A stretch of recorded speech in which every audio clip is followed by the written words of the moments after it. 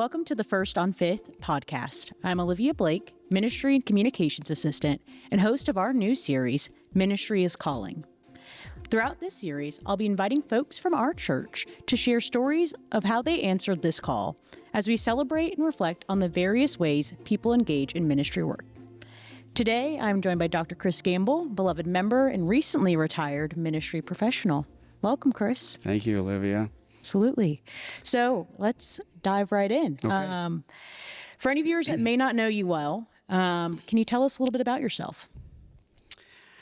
Well, so I just celebrated, or about to celebrate, I guess, my 45th year as an ordained Baptist minister, which is almost exactly how long I've been married to my wife, Joy.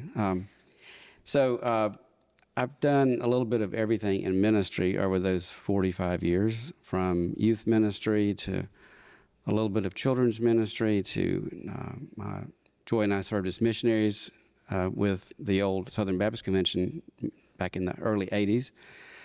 I've been an interim pastor, a pastor. I worked for the Baptist State Convention as a campus minister, worked as a Baptist campus minister at NC State and at Appalachian State and at UNC Charlotte for a while. So, and then the last part of my career worked primarily at what began as North Carolina Baptist Hospital and ended as Atrium Health Wake Forest Baptist. And a lot of those years were as a church consultant, working at the Center for Congregational Health. So I've done a lot of different things. Education-wise, I kind of took a traditional route in the first part and then non-traditional in the second. So Wake Forest grad, undergraduate here. Mm-hmm. Yes, go Deeks. And then went to the old campus and graduated from Southeastern Baptist Theological Seminary. And then dived into ministry for a lot of years and didn't go back to school really till as an adult. And then I went back and finished a PhD in industrial organizational psychology. There's a story behind that, but we'll talk about that later maybe. Absolutely, yes. I'm looking forward to hearing it. So obviously you've had a lot of different roles within ministry work. Yeah. But the call to ministry work was, the thread through all of them. I'm curious, obviously a lot of people call ministry work a calling or a vocation rather than simply a career or a job. And I'm curious, how does that resonate with you with the different hats you've worn underneath that calling? Well, I didn't think so at first, but I think it's the idea of calling and vocation is really kind of multi-layered, and sometimes I think, I won't speak for others, but I think I've been guilty of overthinking it and a lot of angst around, should I do this and should I do that? I think that was more my issue. I'm not sure God was that concerned about it, but I certainly was early on. And I grew up in a culture where, and the church I grew up in, and the Baptist tradition, there was a lot of emphasis placed on the idea of calling. Mm-hmm. And so I'm not sure what I expected, but I never had the kind of dramatic moment that some of my colleagues can describe for you in detail. Mine was much clearer. My sense of calling was much clearer in hindsight, and I often looked more like affirmation than some sort of voice from heaven. Absolutely, yeah. So, I do think, it is, at the time I grew up and did this work, it was also viewed as a career path and as a vocation, as well as a calling. And depending on the situation, it sometimes felt more like one than another, I guess, over the years. Yeah. That's interesting, of the ebbs and flows of, how you define it, rather than it being strictly one or this minute moment in history. It's, looking back on your story. That's wonderful. So you kind of touched on the idea of there was not this one aha moment for you when it came to ministry work. So I'm curious, maybe instead of asking what that moment would look like, was there a particular affirmation that has kind of sat with you and kind of carried you through each of the various roles, or a few that Yeah. you want to highlight? Well, the easiest one for me to describe was the most unexpected one, and it was when I was in high school. I was probably, I guess, maybe 16 years old, and I grew up in Elkin, and at that point it was literally a mill town. I mean, I hardly knew anybody that didn't work at the mill. And I got a phone call one day out of the blue from a coworker of my mother's, whose name was Velma Darnell, and at a neighboring little Baptist church, kind of out in the country from Elkin itself. And she asked if I would come and lead a Bible study for her youth. Interesting. And I thought, what? Mm-hmm. I mean, I had never, to my knowledge, demonstrated the slightest interest in such a thing. Yeah. I certainly had never done anything, never taught anything. Interesting. And it was, and I'm not sure why, but it was intriguing enough that I just said, well, okay. Yeah. And I don't even know what it was about or how many times I did it, but in hindsight, Yeah. if you were to say, okay, Chris, what was the first part of your call? That was it. Yeah. It was Velma Darnell. And I don't even know, I never really had the chance to ask her, what were you thinking? Yeah. You know? Yeah. Why ask me? Well, I don't know, and I still don't know.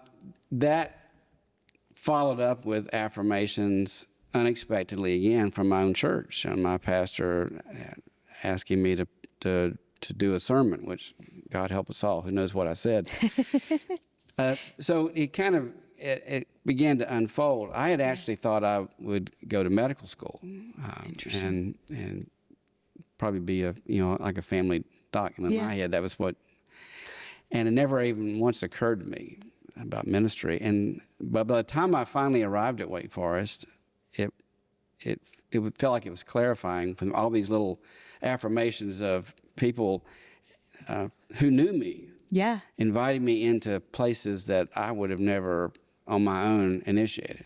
Absolutely. So I decided to take those seriously, and one thing led to another, and there you have it. Absolutely. So I'm curious, like these, earlier affirmations before starting at university. Mm-hmm.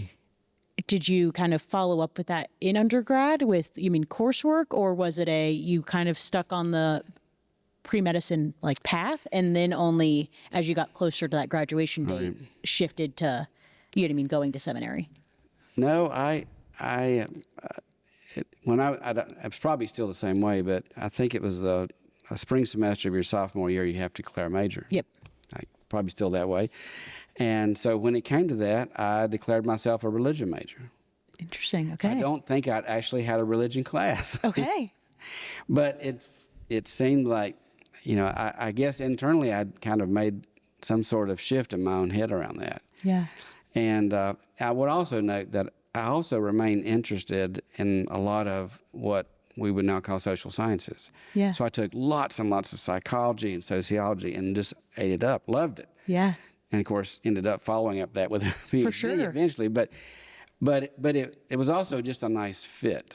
It was with that kind of piece. So then I got interested in Greek. I'm not sure why. And I took almost every Greek class you could take away. Wow. It was a very small group of us. But I would say it still is, because I had a friend in it. So yeah, but something about it just intrigued me, and I just loved it. So I would say my own sense of call was kind of always unfolding, but it was never highly specific.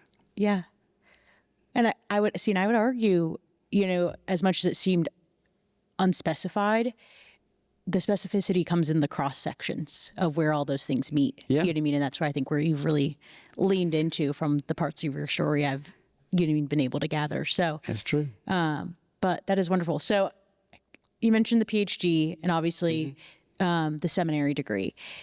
I'm curious, with all the various roles and areas you've played within ministry, how have those trainings specifically shaped, how you've answered that call into those areas beyond just it was a requirement to have, that degree? Well, starting in 1992, I was invited to begin working with a brand new entity at that point called the Center for Congregational Health, which was established to provide some special help resources for congregations and clergy. The original imagination was it was for North Carolina, and it turns out we worked in almost every state of the country. Wow, yeah. But it was a particular way of working with congregations. We didn't do traditional stuff like Sunday school or any of those things. It was problem solving. So, helping staff work together, or helping the congregation clarify its identity, or work through a conflict. So I was able to immediately begin to draw on my background, little though it was at the time, in psychology and social sciences. Yeah. And the additional training I'd had as a consultant was heavily tilted in that direction. So I was able to integrate that with my theological training in ways that were quite helpful. And that's what actually led me to go back and do the PhD in industrial organizational psychology, because I realized if I'm kind of doing this ad hoc, what if I actually tried to learn more about this? Yeah. And how much better could that inform what I'm doing? And so that's how I did that. But I found the two perfectly complementary. And the reason, there was a very specific choice I also made to go in industrial organizational psychology. I wrestled for a long time, probably a decade, with going back to school. Yeah. And I looked at everything from moving to the West Coast and doing Asian languages, because we lived in Taiwan for 3 years and studied Chinese, and I loved it. And then I thought, well, maybe anthropology, and so I kind of played with several things. And then people began to say, well, that's also about the time when the D-Min programs, doctorate of ministry programs, began to emerge. And so that was certainly a viable case. But as I reflected on it, it finally occurred to me that I had two criteria I really wanted to fulfill. One was that I wanted, if I was going to go back to school, it was going to be in a field of study of which I could be conversant with the wider world outside the church. Yeah. Because I felt like I'd lived so much of my life inside, physically and figuratively, inside the walls of the church, capital C, that, I didn't want to have to explain. I wanted to be able to have something that other people outside of it could recognize and go, oh, yeah, so you're a psychologist. Yes, I'm an organizational psychologist. Yeah. And then the other thing I really wanted was something that was complementary to what I already knew. Absolutely. I mean, I knew how to do ministry because I'd done it for a long time. And I knew some about consulting, but I wanted something that was a natural fit and something that could open more doorways for me. Yeah. So even back in the 90s and early 2000s, it became clear to me that the future of the church was to move beyond the walls of the church. Mm-hmm. And what better way to do that than to prepare myself with education base that the other parts of the world could recognize. So that opened up lots of doors for me. It allowed me to teach some undergrad classes and other institutions and so forth. It got me, it helped me move up through my different jobs at the hospital to end up as associate vice president. So it opened doors that I don't think I could have opened with more narrow education. Absolutely. So that was a conscious choice I made. And if I had it to do over again, I'd absolutely do it again. I'd probably start when I was a little bit younger, but that's another. But hindsight's 20/20 when it comes to that. Well, so that's really interesting. And I also recognizing, where the church is going, and forward thinking in that, but also pulling back to this, previous passion that most of your electives were in these social sciences, that calling back to that is wonderful versus, many of the other degrees you were tossing around, looking back at it and hearing this story, it makes a lot of sense. But, in the moment, I'm sure as you were grappling, you're like, oh gosh, is this the mistake or is this the right path? And well, I also got some funny looks from other people, and I would say, I'm an industrial organizational psychologist and a minister, and there we go. Yeah. What? Yeah. I say, chances are you've never met this combination before, but trust me, it's okay. And I just tell people when I was working in churches, I say, you have to just do a little hat switching with me, because sometimes I'm going to act like your pastor, and sometimes I'm going to act like a psychologist. Yeah. So you just figure out what hat works for you at the time, and we'll go with that. Absolutely. Absolutely. I love it. So you've kind of touched on this with just sharing your story. But I'm always curious, how the individual looks at their own story. Because I think oftentimes there's things that carry greater importance that the outside world doesn't recognize. That looking back on your journey through ministry over these past 45 years, how have you lived into the calling of ministry, whether through, consulting work or any area that you've served in? And as you are now within retirement, how do you kind of continue to plan to answer that call? I think one of the big challenges that it took me a long time to figure out was this idea of boundary.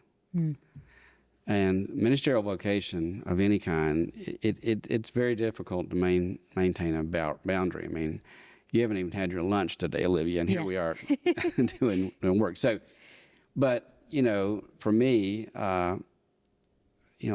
for over a decade, I was a campus minister. Well, you work with students at night. So I was always trying to figure out, how many nights have I been away from home? Yeah.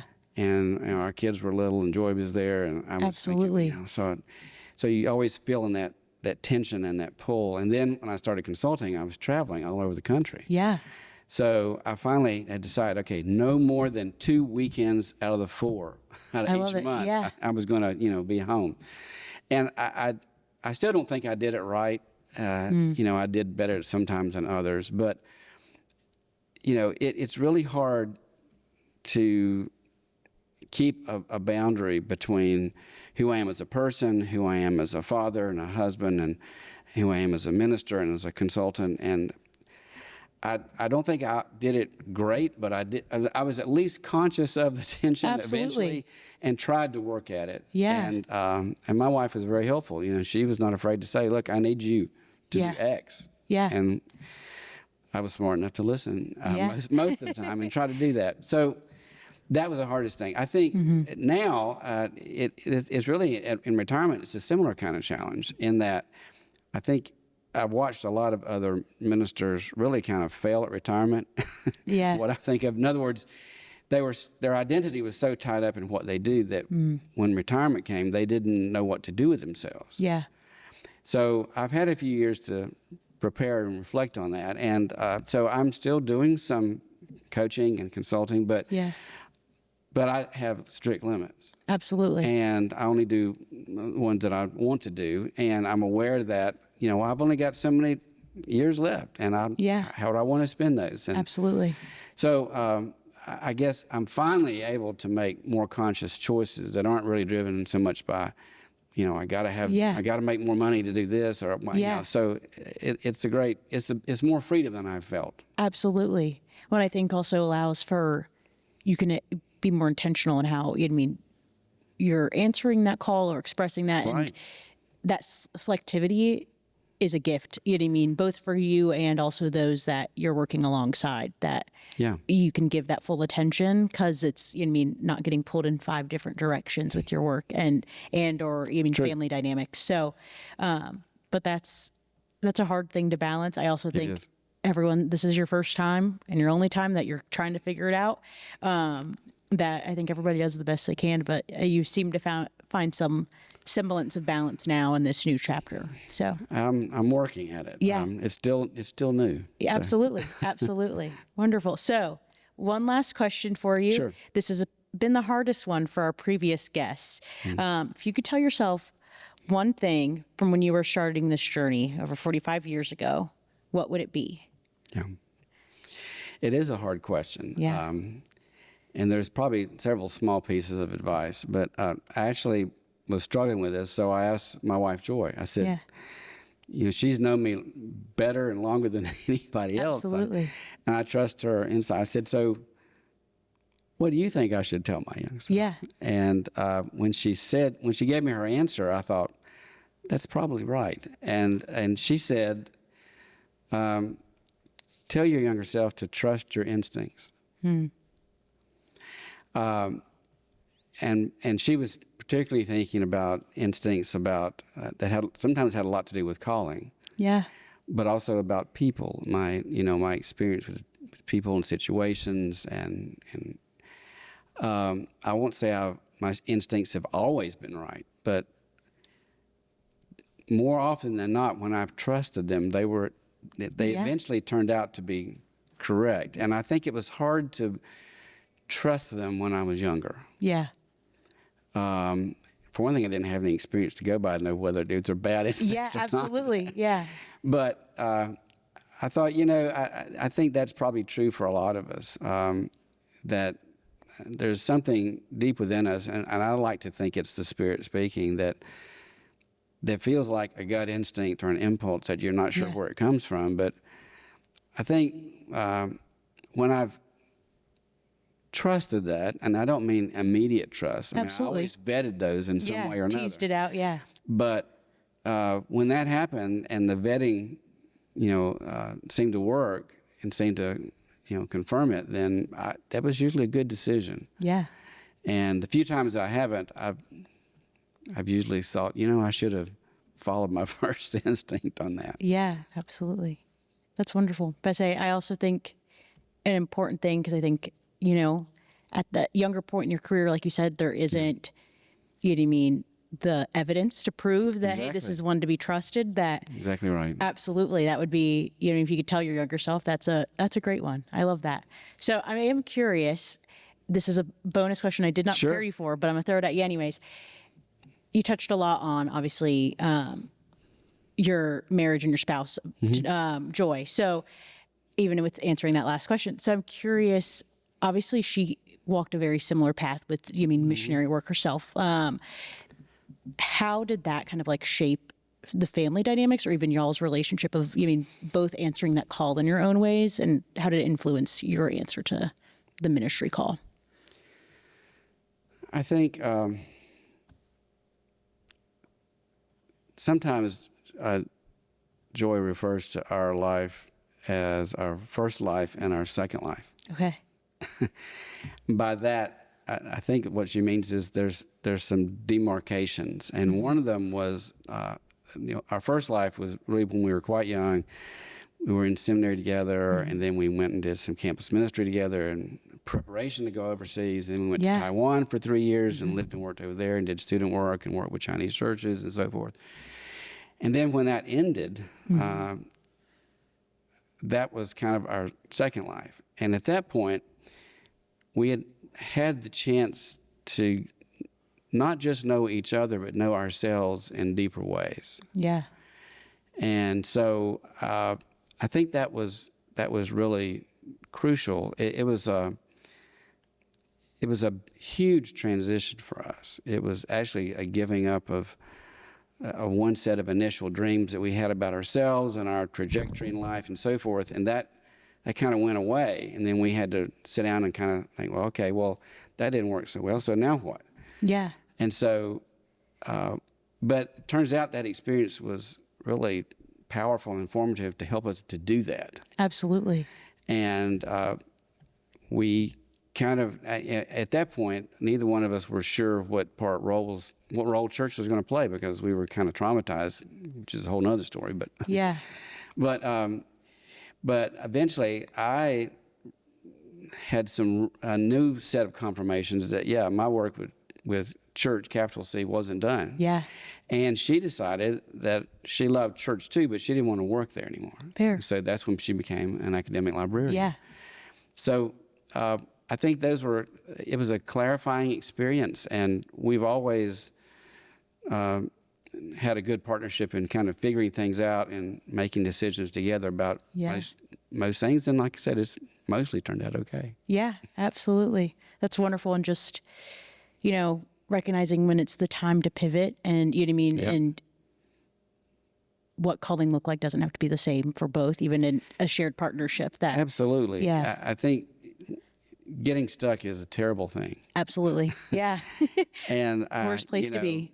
I think sometimes we put more pressure on ourselves than God intends for us to feel for ourselves. Yeah. I don't think God is unhappy with anything we do in the world if it if it's aligned with the values of the kingdom of God and represents who we are at our best selves, Yeah. then just pick it. Absolutely. Yeah. You know, I don't prescribe to this, exacting path. And Yeah. And then it's already planned out that, kind of goes against the idea of free it's will. not been So, yeah. it's not been our experience. Absolutely. And I don't think it's many people's experience. Well, actually, I found it very confining to think that way. Yeah. And so I've always tried to free people up to say, trust your instincts. Yeah. About who you are, about Yeah. about what you can imagine yourself doing and feeling fulfilled and feeling like you're being faithful. Yeah. Absolutely. And then go for it. Absolutely. That's wonderful. Well, thank you so much for sharing your story today Thank you. with us. And thank you all for listening. It has been a pleasure. And we will see you at our next episode. Thanks.